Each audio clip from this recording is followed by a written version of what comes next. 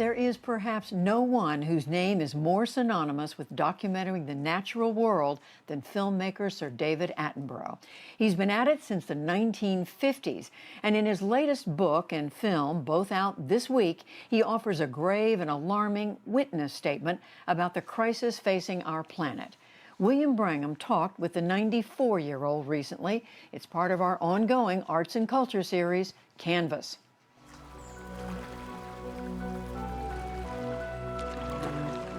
The living world is a unique and spectacular marvel. No one has given us a more intimate or stunning look at our planet than Sir David Attenborough. Dazzling in their variety and richness. But now, after a near 70-year career, he says we are running the planet headlong into disaster. Yet the way we humans live on Earth is sending it into a decline. Human beings have overrun the world. In his new Netflix documentary and companion book, both titled A Life on Our Planet, the famed filmmaker wants us to recognize what's happening and to act before it's too late. I spoke with him recently from his home in London. Sir David Attenborough, it's a great honor to have you on the NewsHour. Thank you very much for being here. Anyone who knows your work knows that you've increasingly talked about man's impact on the natural world. But this film really hits this point very directly. Was it your sense that things had just gotten so bad that needed to be the focus of this project? Yes, I think I've been speaking about this for the last 20, 30 years, really. It's just what anybody who knows the natural world and spends time looking at the natural world stares them in the face. And anybody who to that happens feels a huge responsibility to talk about it. As you say in the film and in the book, that when you were a young man and going to all these exotic places, you had the sense at the time that man's imprint was not being felt. Was there a moment where you first recognized and said, I see it now. I see very directly the imprint that humanity is having on the planet? Yes, the problem is making global assessments like that. I mean, you can go to a glacier that you were there maybe 5, 10 years ago and it has retreated, but you think, oh, well, that's just this glacier. Maybe there's another one that's increasing. But there are some things that are irrevocable and so dramatic and distressing that you can't brush them away. The one, I suppose, was the tipping point. It was when I dived on a coral reef, which I'd known perfectly well on, the Great Barrier Reef in Australia, and suddenly saw a cemetery. And suddenly it was dead, and these corals, this extraordinary, wonderful construction of corals, was dead, white, and that was a shock.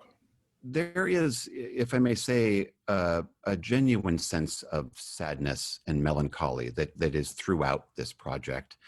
I mean, in the past, you would often talk about man's impact on the world, but would move on in a sense. This film, you really clearly seem to say, we are not moving on. I cannot stress this point strong enough. Well, you put it very well. That is exactly what I feel. And you feel that sitting in London or New York or wherever, you may feel that the wilderness is out there. And of course, it's interesting. And of course, we know theoretically we depend upon it. But now it's more serious than that. It affects every man, woman, and child on this planet. I'm an elderly chap, and I look at my grandchildren and wonder what's going to happen. And all I know is that if you see these things and realize what they mean, you simply can't sit back and say, "Well, I'm not going to bother." I should say, I don't want to leave people with the sense that you don't address what we might do to remedy this. And a good portion of the book and of the film is looking at solutions. This film is my witness statement and my vision for the future. Attenborough argues for a rapid shift to renewable energy, to sustainable agriculture, for a slowing of population growth, and for what he calls a rewilding of the land and the oceans to give them time to rebound. How confident are you that we will, in fact, move from these isolated examples to a true moment for change? I'm not in the least confident that we will do so in time. And I certainly feel, although the situation is worse, I believe that the world is becoming more aware of what needs to be done to a much greater extent than only, say, 5, 10 years ago. It does seem to me a worldwide realization of the crisis which we are facing. And it's been spearheaded, of course, by young people, and quite rightly too. It's their future. The kids of today that's their life, and we owe it to them to do everything we can to make sure that disasters are averted.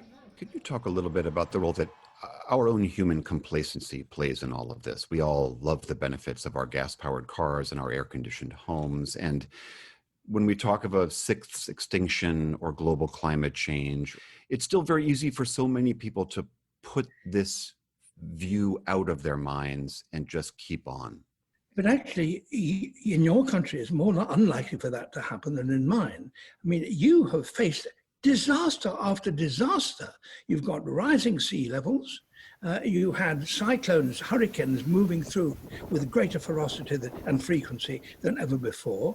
We see on our television newsreel coverage of appalling things that have happened in your country because of climate change seem to me overwhelming. And it's nice to say, oh, it's nothing, it's just a passing phase. It isn't. And the statistics show it isn't. It is a major movement that's happening. And your country and my country and the rest of the world have got to do something about it. And we can, and we know what to do. Do you have to dig deep down to come up with this optimism? Or is the long arc of your career what gives you this optimism? What is it? I don't regard myself as an optimist, to be truthful. I mean, but having said that, we have to recognize that if we're going to solve it, we are going to, as humanity, act as one. And that means that people will have to give as well as take. And if that's to happen, it's got to be supported by the electorate who says, we want it to happen, we want to solve it, and tell us what the price is, but we want to pay it. The book and the film is called A Life on Our Planet, My Witness Statement and Vision for the Future. Sir David Attenborough, thank you so much for talking with us, and thank you for your remarkable career. Thank you so much.